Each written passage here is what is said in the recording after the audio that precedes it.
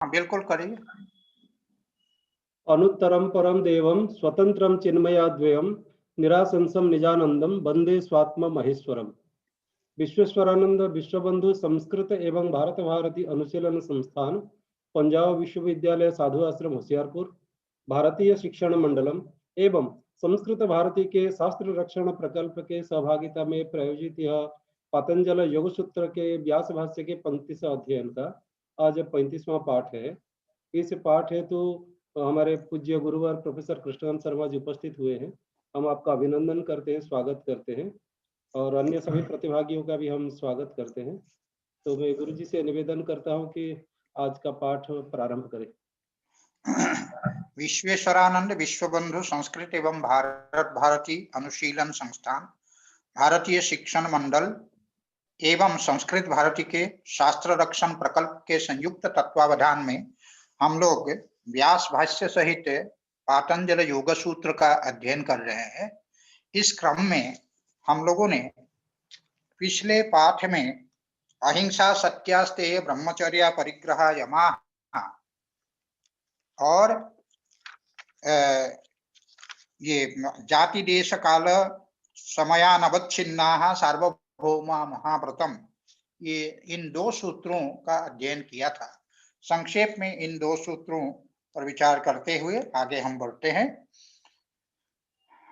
तो यम, नियम, आसन, प्राणायाम, प्रत्याहार, धारणा, ध्यान और समाधि, ये जो बतलाया गया, उनमें से यम कौन है उसको बतलाते हुए ये बताया कि अहिंसा, सत्य, अस्तेय, ब्रह्मचर्य और अपरिग्रह ये यम कहलाते हैं।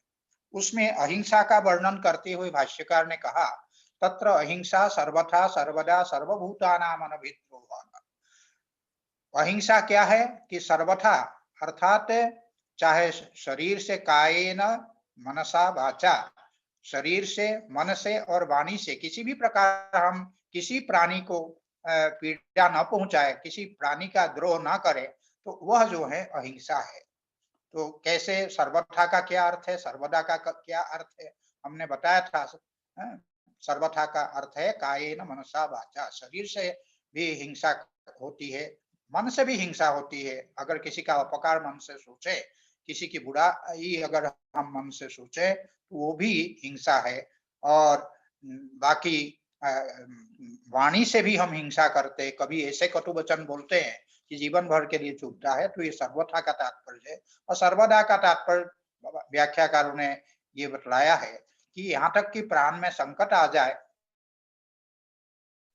तो सामान्य रूप से अहिंसा तो होगी, लेकिन योग के जो यमांतर्गत जो अहिंसा है वो अहिंसा तभी बनेगी जब प्राण में संकट आने पर भी उससे की हिंसा न करे प्राणी की, तो ये अहिंसा है। इस प्रकार सर्वथा सर्वदा पदों का स्वारस्य बतलाया था। और उत्तरे च यम नियमाः तन्मूलाः तत्सिद्धि परतयैव प्रतिपादनाय तत्प्रतिपादनाय प्रतिपाद्यन्ते। तो कहते उत्तरे च यम नियमाः, उत्तरे यमाः, इसके बाद आने वाले यम कौन है? सत्य, अस्तेय, ब्रह्मचर्य और अपरिग्रह। और नियम जो है शौच, संतोष, तपस्, स्वाध्याय और ईश्वर प्रणिधान। ये जो यम और नियम है ये तन्मूलाः, तन्मूलाः अर्थात अहिंसा मूलाः, उसके मूल में अहिंसा होनी चाहिए। अगर किसी प्रकार के यम और नियम के पालन में अगर वो किसी की हिंसा हो रही है तो वो यम या नियम नहीं होगा। इसीलिए कहा उत्तरे च यम नियमाः तन्मूलाः। और तत्सिद्धि परतयैव, उसी की सिद्धि के लिए तत्प्रतिपादनाय प्रतिपाद्यन्ते, उसी अहिंसा का वस्तुतः प्रतिपादन करने के लिए इन उत्तर जो यम और नियम बाद में बताने वाले जो यम और नियम, इन सबका प्रतिपादन उसी के लिए किया जाता है। और अवरात रूपकरणाय, ये जो अहिंसा है उस रूपकरण अर्थात उसको अत्यधिक निर्मल बनाने के लिए, अत्यधिक दोष रहित बनाने के लिए ही ये इन सबों का ग्रहण किया गया है, अन्य यम और नियमों का। तथा च उक्तम सकलो अयम ब्राह्मणो यथा यथा व्रतानि बहूनि समादित्सते तथा तथा प्रमाद कृतेभ्यो हिंसा निदानेभ्यो निवर्तमानः तामेव अवदात रूपाम अहिंसां करोति। सकलो अयम ब्राह्मण। ब्राह्मण का तात्पर्य हमने बताया था कि योग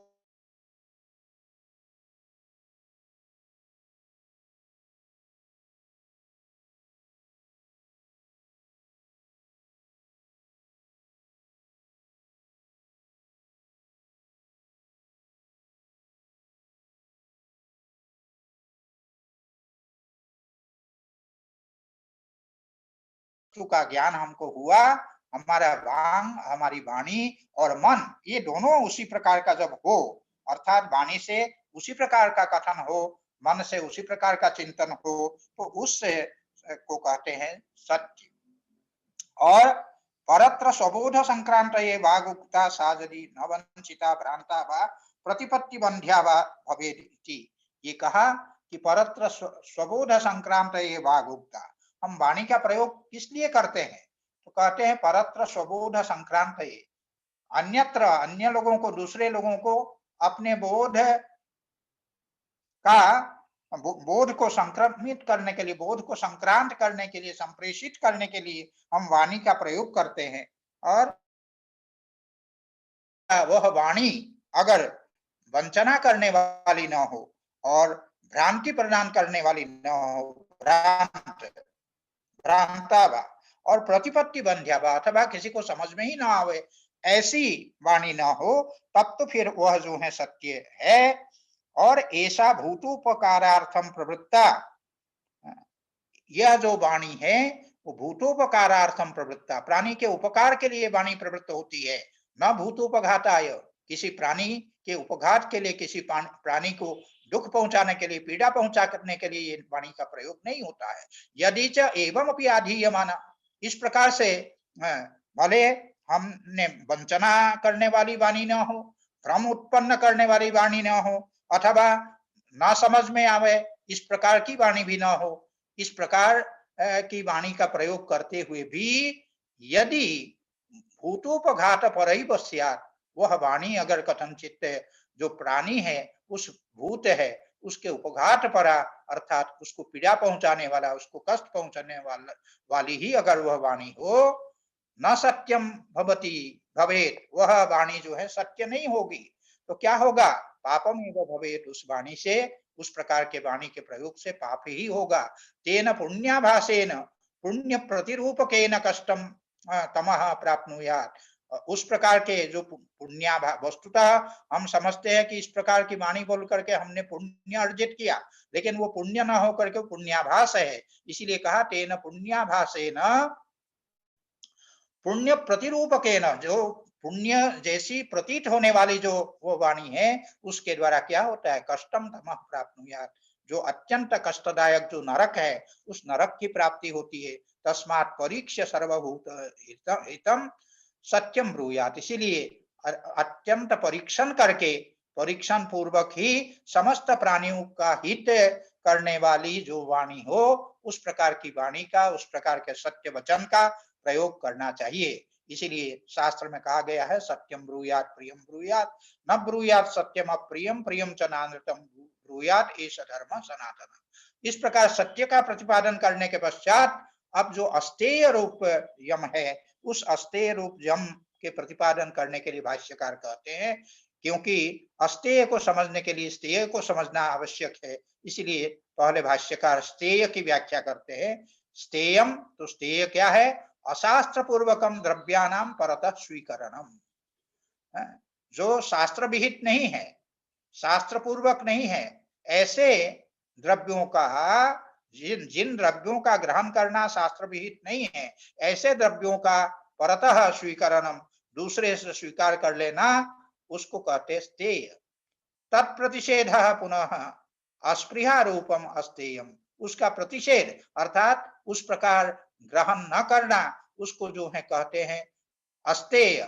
और इस अस्तेय को कैसा होना चाहिए, कहते हैं अस्पृहा रूपम, केवल ये नहीं कि हमने केवल भौतिक रूप से उस वस्तु को स्वीकार नहीं किया, लेकिन मन अगर उसमें लगा रहे कि नहीं ये मुझे मिल जाता तो अच्छा होता, तो ये अगर हो तो वो तो फिर स्तेय होगा। इसीलिए तत् पुनः अस्पृहा रूपम, उसके प्रति स्पृहा मात्र का भी न होना, अस्पृहा का होना, यही जो है अस्तेय है। अस्तेय के प्रतिपादन के पश्चात ब्रह्मचर्य का क्रम है। ब्रह्मचर्य के विषय में बताया, ब्रह्मचर्यम गुप्तेन्द्रियस्य उपस्थस्य संयमः, जो गुप्तेन्द्रिय है, उपस्थ है, जननेन्द्रिय है, उसका संयम, जो अष्टविध मैथुन का शास्त्रों में वर्णन किया गया है, उन मैथुन का त्याग, उसको जो है ब्रह्मचर्य कहा गया है। और अपरिग्रह क्या है, उसकी व्याख्या करते हुए कहते हैं विषयानाम अर्जन रक्षण क्षय संग हिंसा दोष दर्शनात् अस्वीकरणम, विषयों का स्वीकार न करना। किस कारण से? क्योंकि विषयों के अर्जन में भी जो है दोष है, रक्षण में भी दोष है, उसकी भी रक्षा करने में भी दोष है, और उसका क्षय होगा, क्षय से नष्ट होंगे, ये भी दोष है। फिर विषयों के प्रति जो आसक्ति होती है, वस्तुओं के प्रति, पदार्थों के प्रति जो आसक्ति होती है, उसको संग कहते हैं।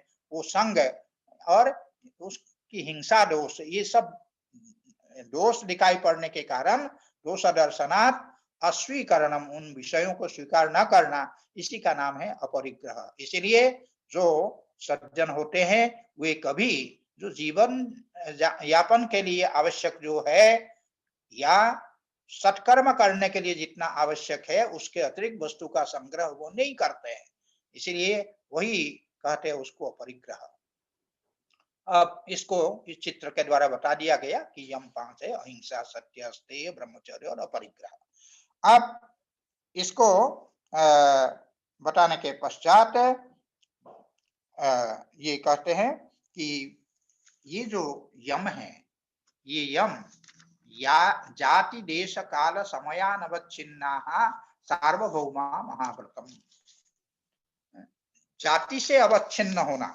जाति का तात्पर्य होता है जन्म, जाति का अर्थ जन्म होता है, अर्थात किस कुल में, किस योनि में जन्म लिया, वो जो है जैसे मनुष्य की योनि है, पशु की योनि है, तिर्यक योनि है, पक्षी की योनि है, इस प्रकार से विभिन्न जो योनि है उनमें जो जन्म लेना वो है जाति। तो उस जाति से अवच्छिन्न होना, जाति से परिसीमित होना, ये जो है जाति से अवच्छिन्न होना हुआ। और देश से माने किसी स्थान विशेष से अवच्छिन्न होना, स्थान विशेष में उस अहिंसा को अगर सीमित हम करते हैं तो वो होगा देशावच्छिन्न अहिंसा। और उसके बाद कालावच्छिन्न, समय जैसे ऋतु है, मास है या कोई तिथि है, इन सबों से जब उसको परिसीमित कर देते हैं तो उससे जब अवच्छिन्न हो जाता है तो उससे अवच्छिन्न होने पर तो वो सार्वभौम नहीं होगा, लेकिन उससे अनवच्छिन्न जब होगा, उससे परिसीमित नहीं होगा, न जाति से सीमित होगा, न देश से, न काल से, न समय। समय का तात्पर्य होता है परंपरा, आचार परंपरा।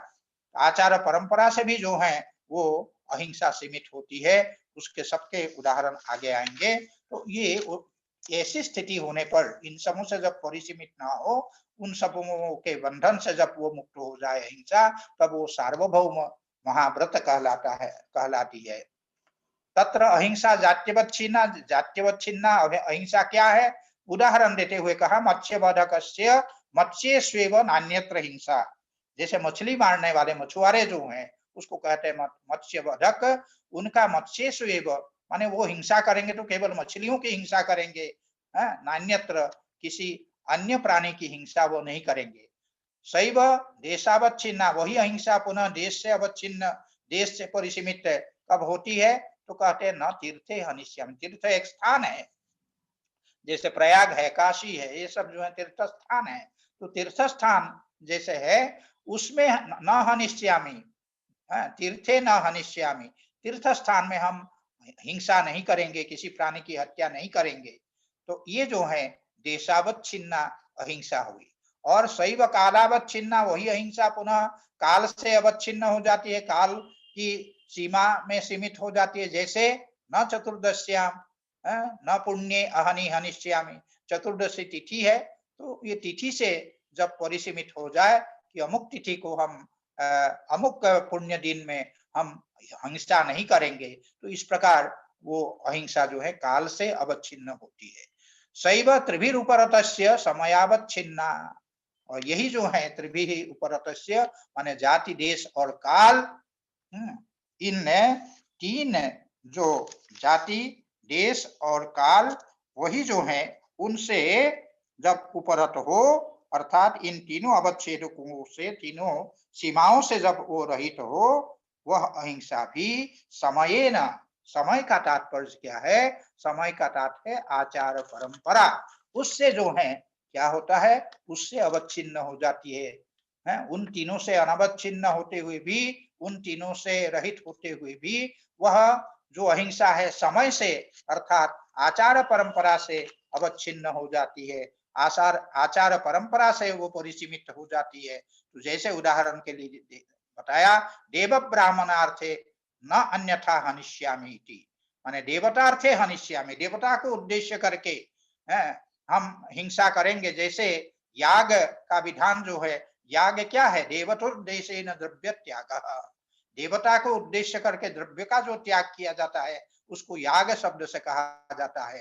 तो देवता को उद्देश्य करके पशुरूप जो द्रव्य है उसका जब अर्पण करते हैं, उसकी जब हिंसा करते हैं, तो वो माने वो हिंसा केवल देवता को उद्देश्य करके हुई, तो इसीलिए देवतार्थे, देवता को उद्देश्य करके करेंगे हिंसा, क्योंकि पशु ना जजेत, ये वाक्य मिलता है वेद में। तो पशु याग जो होता है उसमें पशु को जो देवताओं को अर्पित किया जाता है, तो वो देवता को उद्देश्य करके हिंसा हुई, देवतार्थे हनिष्यामि न अन्यथा। इसी प्रकार ब्राह्मणार्थे, ब्राह्मण को उद्देश्य करके हिंसा करते हैं, तो उस प्रकार ये जो है समय से अवच्छिन्न माने आचार परंपरा से अवच्छिन्न ये हिंसा होती है, और इससे जब अनवच्छिन्न हो जाए तब वो अहिंसा। तो इसीलिए कहा यथाच क्षत्रियाणाम युद्धे एव हिंसा नान्यत्र, क्षत्रिय के लिए यही अहिंसा है क्या, कि वो हिंसा जो करेंगे केवल युद्ध में करेंगे, युद्धातिरिक्त स्थल में,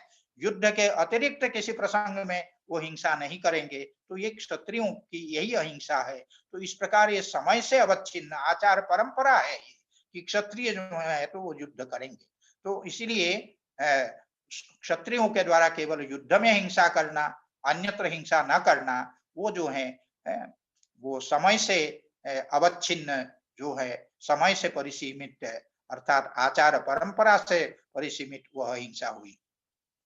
एभिर जाति देश काल समय ही अनवच्छिन्ना अहिंसादय सर्वथैव पालनीया, इन जाति देश, जाति वही तत्त जोनि और देश स्थान और काल अर्थात दिन ऋतु आदि जो समय है, तिथि है, ये सब समय है उनसे, और समय से, समय का तात्पर्य अभी भी बताया कि आचार परंपरा, इन समों से जब अनवच्छिन्न हो, सीमित न हो, तब उस प्रकार की जो हिंसा आदि है, आदि से वही सत्य, अस्तेय, ब्रह्मचर्य, अपरिग्रह, ये सब जो है उसके आदि पद से ले लिए जाएंगे।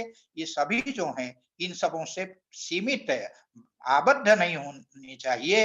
इस प्रकार की अहिंसा आदि सर्वथैव परिपालनीय, इस प्रकार के अहिंसा आदि का परिपालन हमेशा करना चाहिए। सर्वभूमिषु का अर्थ है सार्वभौमा महाव्रतम, तो सर्वभूमिषु विदितम सार्वभौमम, समस्त भूमियों में, भूमि का अर्थ अवस्था भी है, और यहाँ भूमि का अर्थ किया है भाष्यकार ने विषय, समस्त विषयों में, समस्त विषयों के प्रति इस प्रकार की गई जो अहिंसा है उसके विषय में कहा सर्वभूमिषु।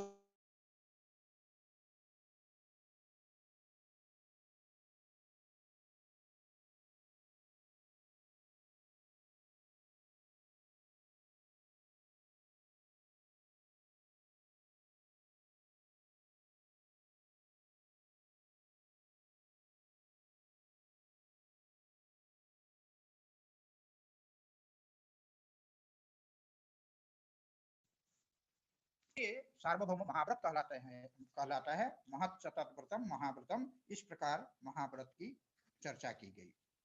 अब आगे नियम की व्याख्या करने के लिए सूत्रकार कहते हैं शौच संतोष तपस्वाध्याय स्वरूप निधानानि नियमाः। शौच, संतोष तप, स्वाध्याय और ईश्वर प्रणिधान, ये जो है ये नियमाः, इन 5 को 5 यम है और 5 नियम है।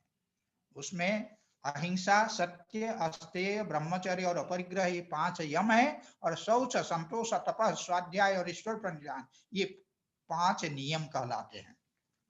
तो ये जो शौच है उसकी व्याख्या करते हुए भाष्यकार कहते हैं, तत्र शौचम मृत जलादि जनितम, शुचेर भावः शौचम, शुचिता का भाव, पवित्रता का भाव जो है उसको कहते हैं शौच, पवित्र होना उसको कहते हैं शौच, अर्थात शुचिता, पवित्रता। वो किससे होती है? तो कहते हैं मृत जलादि जनितम, पुराने जमाने की बात है, इसलिए भाष्यकार ने यहाँ मृत्तिका का, मृत शब्द का प्रयोग किया। पुराने जमाने में मृत्तिका से जो है स्नान आदि हुआ करता था, पूरे शरीर में मृत्तिका का लेपन करके उसको रगड़ करके तब स्नान किया जाता था। अभी भी बहुत पहलवान लोग जो हैं वो अखाड़े में लड़ते हैं, पूरे शरीर में जो है वो मिट्टी लगाते हैं और उससे रगड़ते हैं और रगड़ करके तब स्नान करते हैं। तो ये मृत्तिका से स्नान होता है, जल आदि के द्वारा स्नान जैसे होता है। तो परिष्करण जो है, शरीर की जो शुद्धि है, पवित्रता है, वो इन मृत्तिका और जल आदि के द्वारा होता है। आज उस मृत्तिका का स्थान प्रायः जो साबुन आदि है, शैम्पू आदि है, उन सबों ने ले लिया है। तो इसीलिए मृत जलादि जनितम मेध्याभ्यवहरण आदि च बाह्यम, कहने का तात्पर्य है कि ये जो शौच है 2 प्रकार के होते हैं, एक बाह्य शौच और एक आभ्यंतर शौच। उनमें से जो बाह्य शौच है उसका वर्णन करते हुए, बाह्य जो पवित्रता है, बाह्य शुचिता है, उसी का वर्णन करते हुए कहा गया है कि तत्र शौचम मृत जलादि जनितम। और मेध्याभ्यवहरण आदि, मेध्य का अभ्यवहरण, मेध्य कहते हैं, मेध्यानाम माने पवित्राणाम, पदार्थानाम अभ्यवहरणम माने भोजनम, खादनम, ग्रहणम, पवित्र जो वस्तु है उनका भोजन करना, पवित्र वस्तुओं का सेवन करना। ये जैसे उदाहरण के लिए गोमूत्र आदि को जो है मेध्य कहा गया है, उनका सेवन करना, वो ये जो है वो मेध्याभ्यवहरण हुआ। तो इसलिए मृत जलादि जनितम मेध्याभ्यवहरण आदि च बाह्यम, उसके द्वारा शुद्धि की जाती है। और कई बार आप जानते हैं प्रायश्चित्त आदि जब करते हैं तब गोमूत्र आदि, पंचगव्य आदि का प्रयोग किया जाता है, उसके द्वारा स्नान आदि होता है। और हिमाद्री संकल्प के साथ जब श्रावणी के दिन स्नान किया जाता है, उस स्नान के अंतर्गत ये सभी आते हैं, पंचगव्य आदि, इनसे स्नान किया जाता है, उनसे शुचिता होती है। तो ये है मेध्य का अभ्यवहरण आदि, उसके द्वारा शुचिता होती है।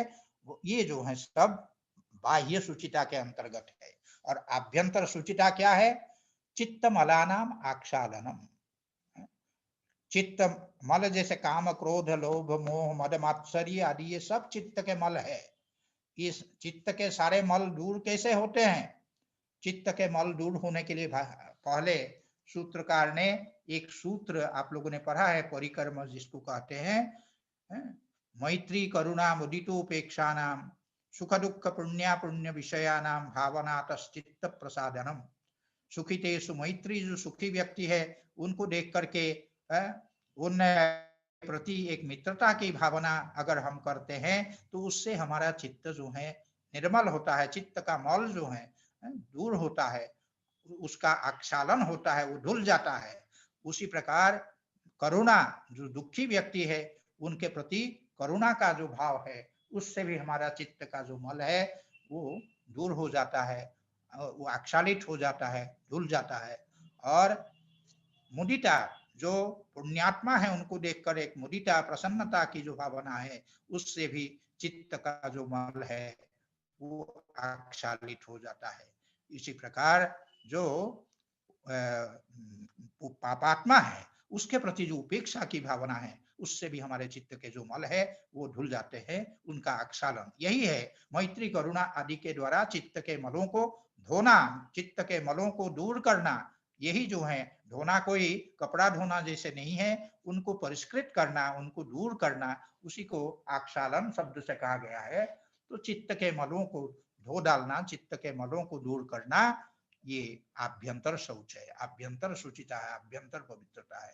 हम लोग आजकल प्रायः जो बाह्य पवित्रता है उस पर तो बहुत ध्यान देते हैं, तरह तरह के साबुन शैम्पू आदि का प्रयोग करके शरीर को स्वच्छ रखने का प्रयास तो करते हैं, लेकिन जो ये आभ्यंतर मल है इनको दूर करना भी योग के लिए अत्यावश्यक है। जब तक चित्त के मलों का आक्षालन नहीं होगा तब तक वस्तुतः शुचिता नहीं आएगी। इसलिए जितना महत्व बाह्य शुचिता का है उतना ही अधिक महत्व आभ्यंतर शुचिता का भी है, ये हम लोग को ध्यान में रखना चाहिए।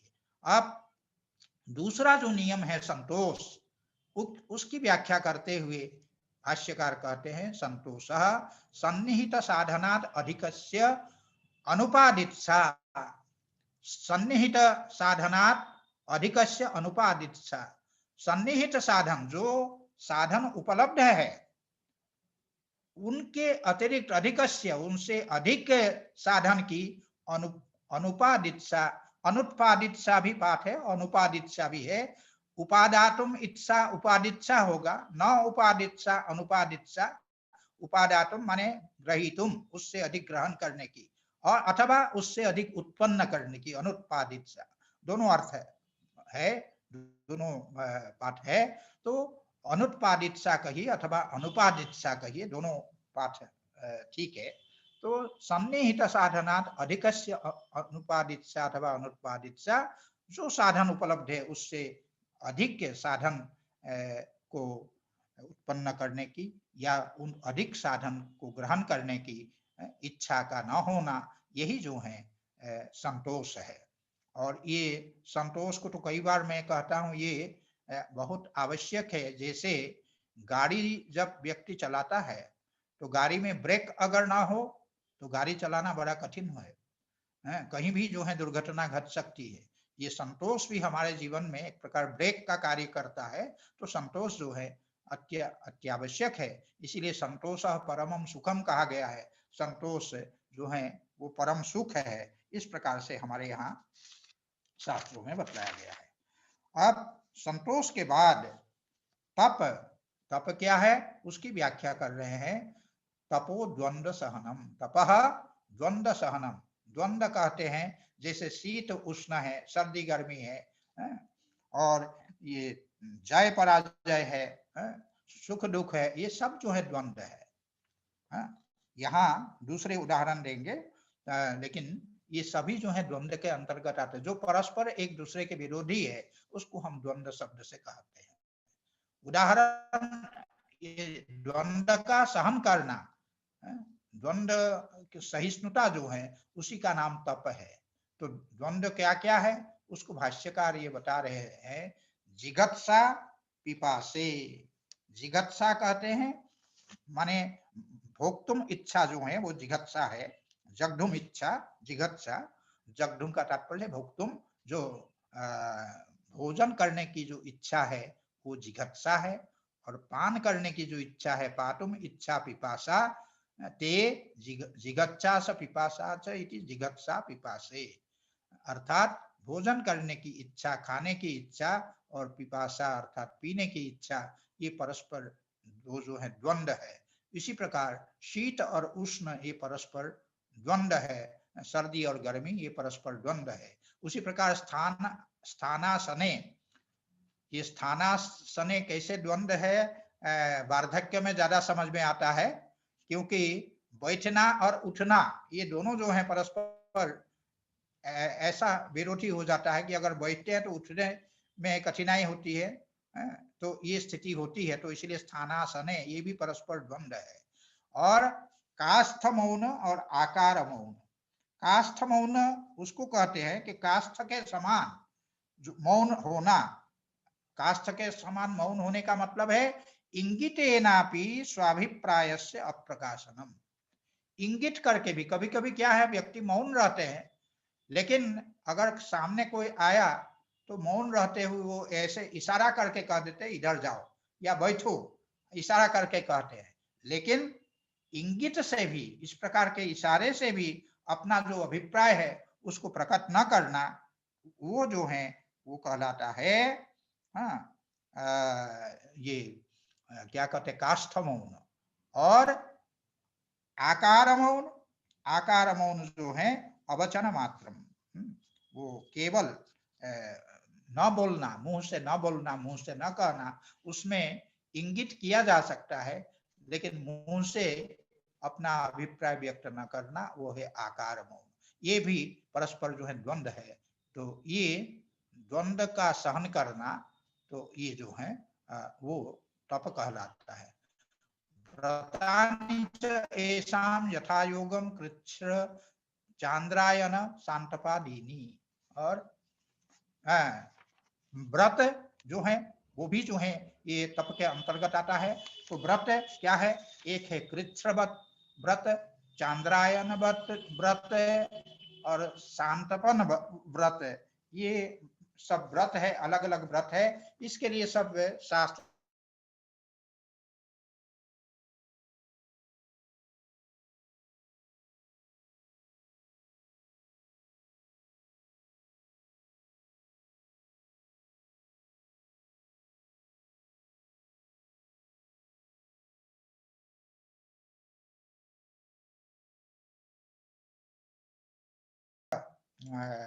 कौर हो गया, और उसके पश्चात फिर धीरे धीरे धीरे धीरे वो घटा देंगे, फिर 14, 13 इस प्रकार से वो करेंगे।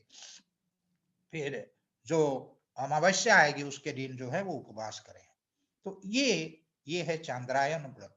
उसके बाद शांतपन व्रत जो है वो है पहले दिन 8 मासा गोमूत्र और 16 मासा जो है गोबर और 12 मासा जो है गोदुग्ध और 10 मासा जो है गोघृत तथा 23 मासा कुश जल, इन सबको मिला करके उसका इनका पान करे और भोजन बिल्कुल ना करे। तो ये जो व्रत है वो शांतपन व्रत कहलाता है। दूसरे दिन जो है वो उपवास करें, ये शांतपन व्रत है।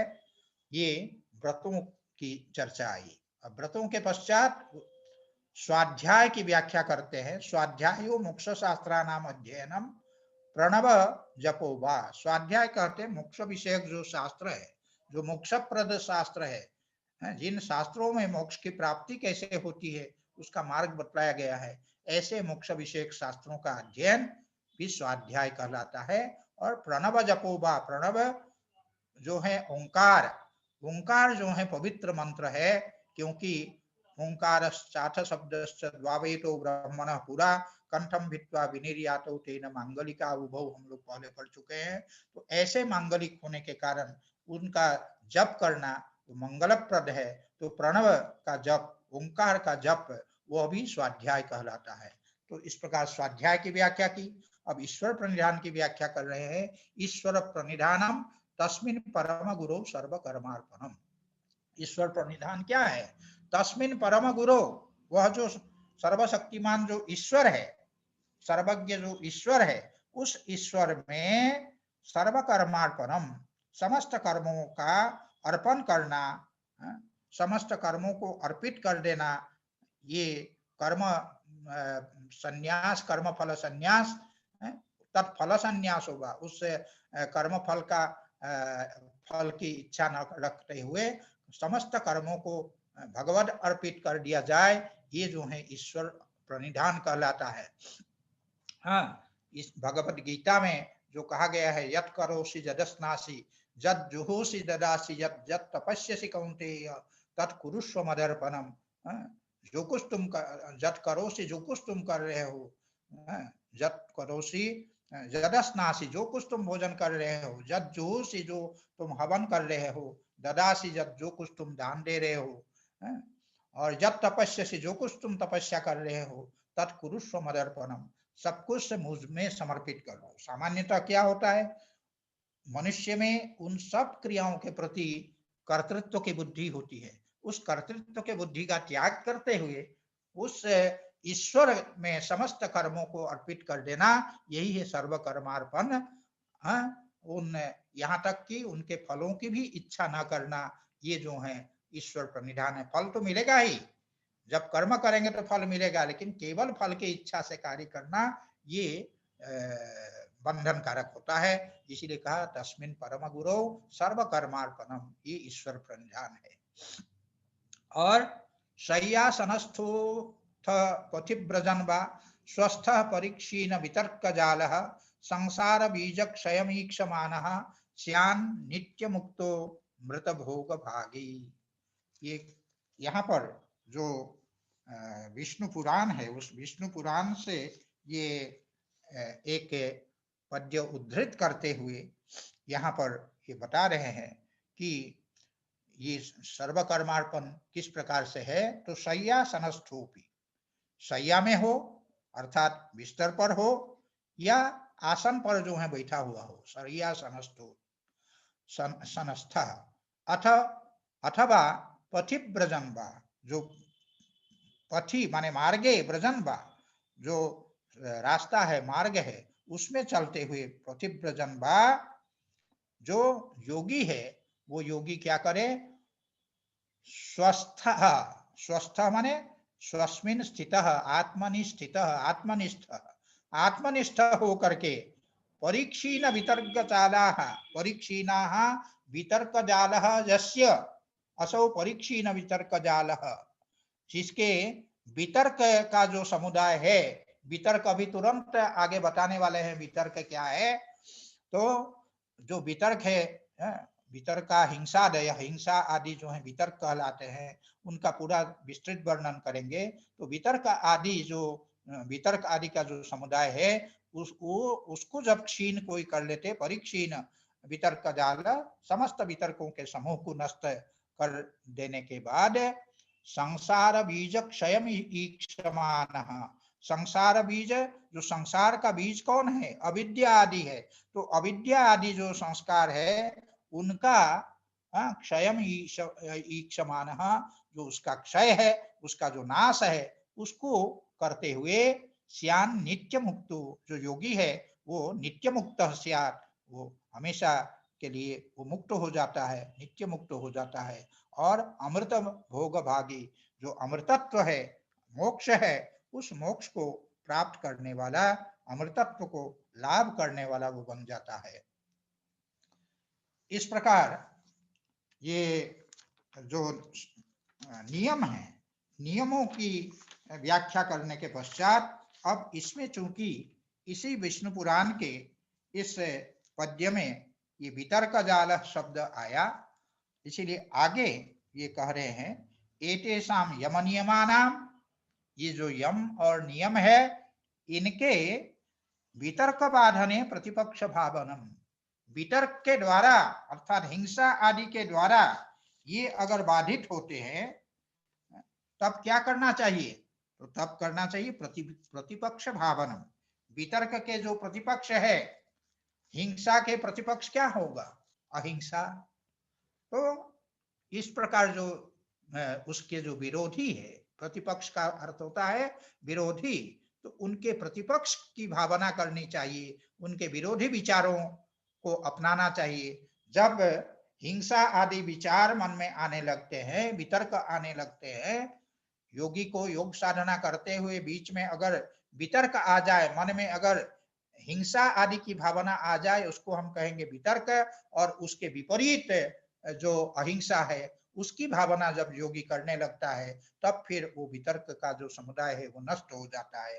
तो ये होता है वितर्क भावने बाधने प्रतिपक्ष भावनम। योगी को जब वितर्क बाधित करने लगे तब तो फिर उसको प्रतिपक्ष की भावना करनी चाहिए। यदा अस्य ब्राह्मणस्य हिंसादयो वितर्काः, यदा अस्य ब्राह्मणस्य हिंसादयो वितर्काः जायेरन्, जब ये जो ब्राह्मण से, यहाँ भी ब्राह्मण शब्द का प्रयोग किया, तो ये जो योगी है, ब्राह्मण से माने योगिनः, ये जो योगी है उससे योगी को क्या होता है,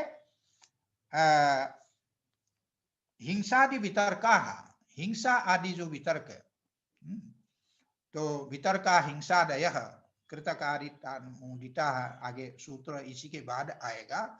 उस सूत्र में वितर्कों का वर्णन किया जाएगा। तो ये जो हिंसा आदि वितर्क है, ये जब उत्पन्न होते हैं, ये जब उत्पन्न होने लगते हैं, तब वो किस प्रकार उत्पन्न होते हैं, उसका क्या स्वरूप है, उसको बता रहे हैं कि हनिष्यामि अहम अपकारिणम। ये जो अपकारी प्राणी है, सामान्यतः जो हिंस्र जंतु है वो अपकार करते हैं, तो वो अपकारी जो प्राणी है उसके प्रति क्या है, अहम हनिष्यामि एनम अपकारिणम। ये जो अपकारी है, मेरा अपकार करने वाला है, उसको मैं मारूंगा, उसकी मैं हत्या करूंगा, उसकी मैं हिंसा करूंगा। और आगे कहते हैं अनृतम अपि वक्ष्यामि। अनृतम माने असत्यम, वो तो अहिंसा का विरोधी हुआ। ये अपकारिणम हनिष्यामि, ये जो है अहिंसा का विरोधी हुआ, इसीलिए ये एक वितर्क हुआ।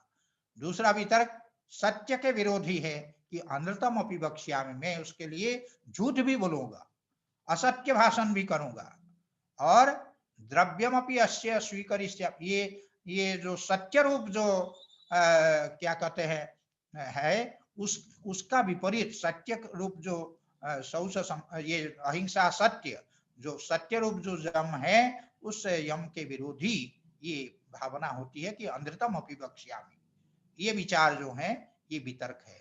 उसी प्रकार द्रव्यमपि अस्य स्वीकरिष्यामि, जो अस्तेय रूप यम है उसके विरोधी ये विचार आता है क्या, कि अस्य द्रव्यमपि स्वीकरिष्यामि, ये जो है अपकारी, उसका जो द्रव्य है, उसकी जो संपत्ति है, उसको भी मैं स्वीकरिष्यामि, मैं स्वीकार करूंगा। तो ये स्तेय हुआ। अस्तेय के विपरीत जो विचार ये स्तेय हुआ, तो ये स्तेय भी मैं करूंगा। उसी प्रकार ब्रह्मचर्य है, तो ब्रह्मचर्य के विरोधी जो है अब्रह्मचर्य, तो वो क्या है उसको बताते हुए कहते हैं वो विरोधी विचार कि दारेषु च अस्य व्यवायी भविष्यामि। इनकी जो स्त्री है उन स्त्रियों के प्रति हम क्या करेंगे, व्यवायी भविष्यामि, व्यभिचारी हम हो जाएंगे, दुराचारी हो जाएंगे, उनके साथ दुराचार व्यभिचार हम करेंगे। इस प्रकार की जो भावना है वो ब्रह्मचर्य के विरोधी है, तो इसीलिए वो वितर्क है। इस प्रकार के विचार। परिग्रहेषु च अस्य स्वामी भविष्यामि, जो अपरिग्रह रूप जो यम है, उस अपरिग्रह रूप जो यम है उससे विरोधी विचार यह है कि परिग्रहेषु च अस्य, इसकी जो संपत्तियां है, परिग्रह का तात्पर्य है धन संपत्ति, उसकी जो भी है उसमें मैं क्या करूंगा, उसके प्रति मैं स्वामी भविष्यामि, उन ऐश्वर्य, उसके ऐश्वर्य, उनके संपत्तियों का मैं स्वामी बन जाऊंगा, मालिक बन जाऊंगा। इसका मतलब उनका अपहरण करके मैं उनका मालिक बन जाऊंगा। इस प्रकार से एवं उन्मार्ग प्रवण वितर्क ज्वरेन उद्दीप्तेन अतिदीप्तेन बाध्यमानः तत्प्रतिपक्षान् भावयेत्। एवं इस प्रकार से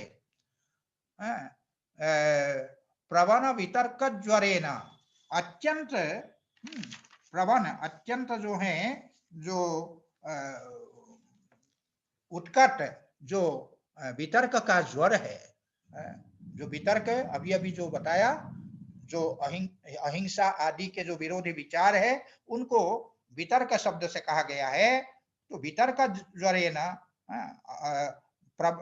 ये प्रवण वितर्क ज्वरेन उन्मार्ग प्रवण, सॉरी, वितर्क ज्वरेन उन्मार्ग प्रवण, वितर्क रूपी जो ज्वर है उस ज्वर से उन्मार्ग में माने कुमार्ग में, विपरीत मार्ग में जो है प्रवर्तमान होकर के क्या बाध्यमान तत्प्रतिपक्षान् भावयेत्, जो उनकी जो अहिंसा आदि जो भावना थी, वो अहिंसा आदि भावना इनके द्वारा इस प्रकार के उन्मार्ग प्रवण जो कुमार्ग में जाने की जो ये उत्कट इच्छा है, उस प्रकार की उत्कट इच्छा से ये क्या है, यही है वितर्क का ज्वर, वितर्क रूपी ज्वर से, जो कि अत्यंत प्रदीप्त है, अत्यंत उत्कट है, इस प्रकार के जो ज्वर है उस ज्वर से बाध्यमान, जब कोई बाधित होता है योगी तो क्या करे वो, तो कहते तत्प्रतिपक्षान् भावयेत्,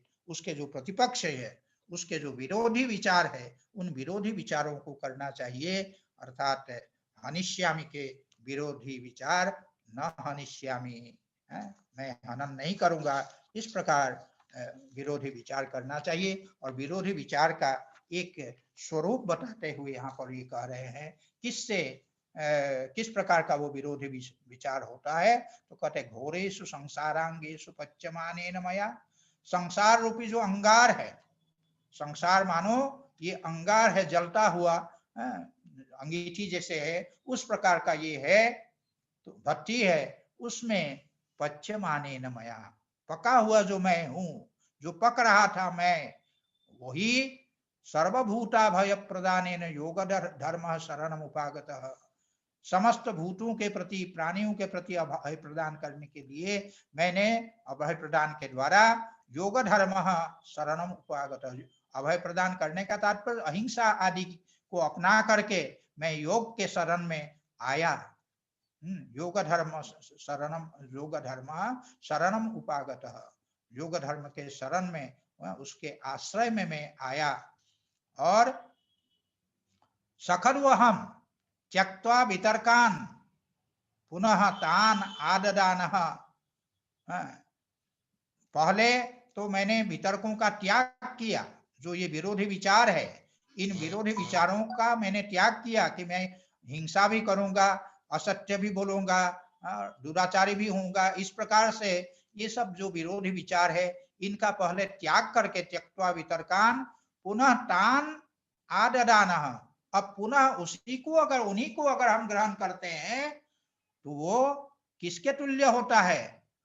तुल्य स्ववृत्तेन, स्व जो कुत्ता है, सुनः वृत्तम स्ववृत्तम तेन स्ववृत्तेन, स्व कहते कुत्ते को, तो कुत्ता क्या करता है? कुत्ते के व्यवहार के भांति मेरा व्यवहार होगा। कुत्ता करता क्या है? कुत्ता जो है, जो वांत है, जो वमन करता है, उस वमन किया हुआ जो भी पदार्थ है उसको पुनः जो है उसका भक्षण करता है।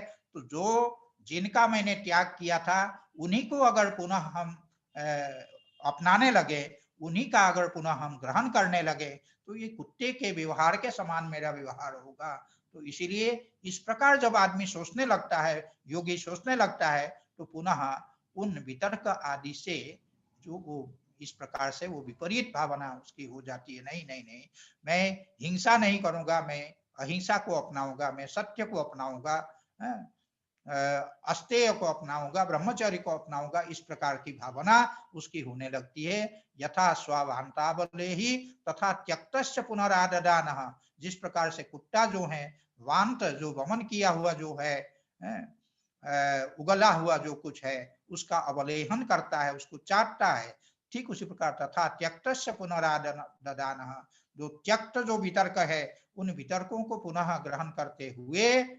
इत्येवमादि सूत्रांतरेष्वपि युज्यम, इस प्रकार के जो भावना है, इस प्रकार का जो विचार है, अन्य जो सत्य है और अहिंसा, सत्य, अस्तेय, ब्रह्मचर्य, परिग्रह इत्यादि सबके विषय में, फिर नियमों के विषय में, सबके विषय में, सभी सूत्रों में इस प्रकार इसकी योजना करनी चाहिए। कहीं भी अगर योग के लिए जो मार्ग बतलाए गए हैं उन मार्गों के विपरीत अगर विचार किसी प्रकार से मन में आवे योगी के, तो उसके विपरीत विचार मन में लाना चाहिए। उससे जो है मन जो है पुनः शांत होगा और योग साधना में सफलता प्राप्त होगी। इस प्रकार से ये प्रतिपक्ष भावना की बात यहाँ कही गई। हाँ, इसके पश्चात वितर्का हिंसादय, समय कम है लेकिन मूल मात्र का आज वो हम सूत्र मात्र का अर्थ कर लेते हैं। वितर्का हिंसादय कृतकारितानुमोदिता लोभ क्रोध मोह पूर्वका मृदु मध्याधिमात्रा दुखा ज्ञानानंत फला इति प्रतिपक्ष भावनम। ये कह रहे हैं कि हिंसादय वितर्का, हिंसा आदि जो है वो वितर्क कहलाते हैं। हिंसा आदि वितर्क है। वितर्क माने यम और नियमों के विरोधी जो हिंसा है, अहिंसा के विपरीत हिंसा है, और सत्य के विपरीत असत्य और अस्तेय के विपरीत स्तेय चोरी करना, और ब्रह्मचर्य के विपरीत जैसे अब्रह्मचर्य व्यभिचार, और परिग्रह के अपरिग्रह के विपरीत परिग्रह अर्थात धन संग्रह आदि, ये सब जो हैं ये वितर्क कहलाते हैं। तो ये है वितर्का हिंसादय। और ये जो वितर्क आदि है उनके भेदों का वर्णन यह सूत्रकार करते हैं कि ये वितर्क, वितर्क माने हिंसा जैसे है, वो हिंसा आदि जो है कितने प्रकार के होते हैं। तो कहते हैं पहले तो 3 प्रकार के होते हैं। तत्र हिंसा तावत कृता कारिता अनुमोदिता इति त्रिधा। कृता हिंसा, एक तो स्वयं हिंसा करते हैं जो व्यक्ति, उसको कहेंगे कृता हिंसा। और स्वयं नहीं करते हैं लेकिन कारिता हिंसा, दूसरे के द्वारा वो हिंसा कराते हैं। आजकल तो बड़ा प्रसिद्ध है, जिसको सामान्य भाषा में हिंदी में हम लोग सुपारी देना कहते हैं। किसी को दे दिया, दे करके किसी की हत्या करा दी, तो ये जो है ये कारित हिंसा है। तो कृता हिंसा और कारिता हिंसा, कृत हिंसा कारित हिंसा। फिर न स्वयं जो है वो हिंसा कोई करता है, न किसी के द्वारा कराता है, लेकिन अगर किसी ने हिंसा की तो उसको देखकर उसका अनुमोदन करता है, तो वो है अनुमोदिता हिंसा। हिंसा स्वयं न करने पर भी, किसी के द्वारा न कराने पर भी, अगर दूसरे के द्वारा की गई हिंसा का अगर हम अनुमोदन करते हैं, हम कहते वाह भाई वाह, बहुत अच्छा किया उसने, तो ये जो अनुमोदित, ये जो हिंसा है इसको कहते अनुमोदित हिंसा। और ये सब जो हैं, जो 3 प्रकार के ये हुए, कृत हिंसा, कारित हिंसा और अनुमोदित हिंसा, ये फिर से 3 प्रकार के हो जाते हैं। वो क्या क्या है? लोभ पूर्वक, लोभ क्रोध मोह पूर्वका। पूर्वक शब्द जो लोभश्च क्रोधश्च मोहश्च इति, लोभ क्रोध मोहा तत्पूर्वका, लोभ क्रोध मोह पूर्वका। द्वंद्व समास के अंत में पठित पूर्वक शब्द है, उसका प्रत्येक के साथ संबंध होगा, माने लोभ पूर्वक हिंसा, क्रोध पूर्वक हिंसा, फिर मोह पूर्वक हिंसा। ये प्रत्येक के साथ फिर हम जोड़ेंगे कि लोभ पूर्वक की गई कृता हिंसा, और लोभ पूर्वक कारिता हिंसा, लोभ पूर्वक अनुमोदिता हिंसा, और फिर क्रोध पूर्वक कृता हिंसा, क्रोध पूर्वक कारिता हिंसा, क्रोध पूर्वक अनुमोदिता हिंसा। उसी प्रकार मोह पूर्वक की गई कृता हिंसा, और मोह पूर्वक कारिता हिंसा, मोह पूर्वक अनुमोदिता हिंसा। इस प्रकार से लोभ क्रोध मोह पूर्वकाः ये होंगे, तो ये हिंसा हुए। और फिर मृदु मध्यादि मात्रा, इनके फिर मृदु भेद और मध्य भेद और अधिमात्र भेद। मध्य भेद, अधिमात्र भेद, मृदु भेद, मध्य भेद और अधिमात्र भेद। मृदु अर्थात कम मात्रा में जो की जाती है उसको कहेंगे मृदु, हल्के में जो की जाती है हिंसा, वो मृदु हिंसा हुई। फिर उसमें मध्य माने उसकी अपेक्षा अधिक मात्रा में जो की जाती है वो मध्य हिंसा हुई। अधिमात्र, अधिक मात्रा में की गई हिंसा अधिमात्र हिंसा। फिर उसके पश्चात ये आता है कि ये जो है दुखा ज्ञान अनंत फला, ये इनकी इस प्रकार से 27 इनकी वो होती है, 27 इनके भेद हो जाते हैं। इन 27 भेदों के पुनः 3-3 भेद इनके भी जो है मृदु मध्य और अधिमात्र भेद होंगे। तो इस प्रकार से ये कुल मिलाकर के 81 भेद भाष्यकार गिनाएंगे, यहाँ एक एक की व्याख्या करेंगे। और ये सब के सब क्या होता है? ये वितर्का हिंसादय हिंसा आदि जो है दुखा ज्ञानानंत फला, दुख और अज्ञान रूपी अनंत फल को जो है प्रदान करने वाले ये होते हैं। दुख और अज्ञान रूपी जो अनंत फल है, जिसकी कोई सीमा नहीं है कब तक ये इसका फल भुगतना पड़ेगा, तो ऐसे दुख रूप फल, अज्ञान रूपी जो फल है वो फल को देने वाली ये हिंसा आदि होते हैं। तो इति प्रतिपक्ष भावनम, ये सब जो है दुखा ज्ञान अनंत फला, ये दुख देने वाले हैं, अज्ञान को देने वाले हैं। ये इस प्रकार दुख और अज्ञान रूपी अनंत फल को प्रदान करने वाली चूंकि हिंसा आदि है, इस प्रकार से जो सोचना है वो प्रतिपक्ष भावनम, उसकी प्रतिपक्ष भावना है। हिंसा आदि चूंकि दुखदायी है, इसीलिए हिंसा नहीं करनी चाहिए। अहिंसा को अपनाना चाहिए, असत्य नहीं बोलना चाहिए, सत्य बोलना चाहिए। इस प्रकार से उनके विपरीत जो भावन है उसी को कहते हैं प्रतिपक्ष भावन, विरोधी भावन। विरोधी भावना करना, उसकी विपरीत भावना करना, ये जो है प्रतिपक्ष भावन। इसकी व्याख्या लंबी है, फिर अगले पाठ में हम लोग इसकी व्याख्या करेंगे। धन्यवाद। जी गुरु जी। किसी की कोई शंका है?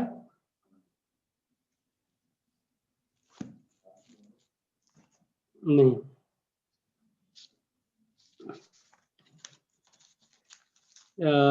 गुरु जी, अगला पाठ शनिवार फिर 11 बजे।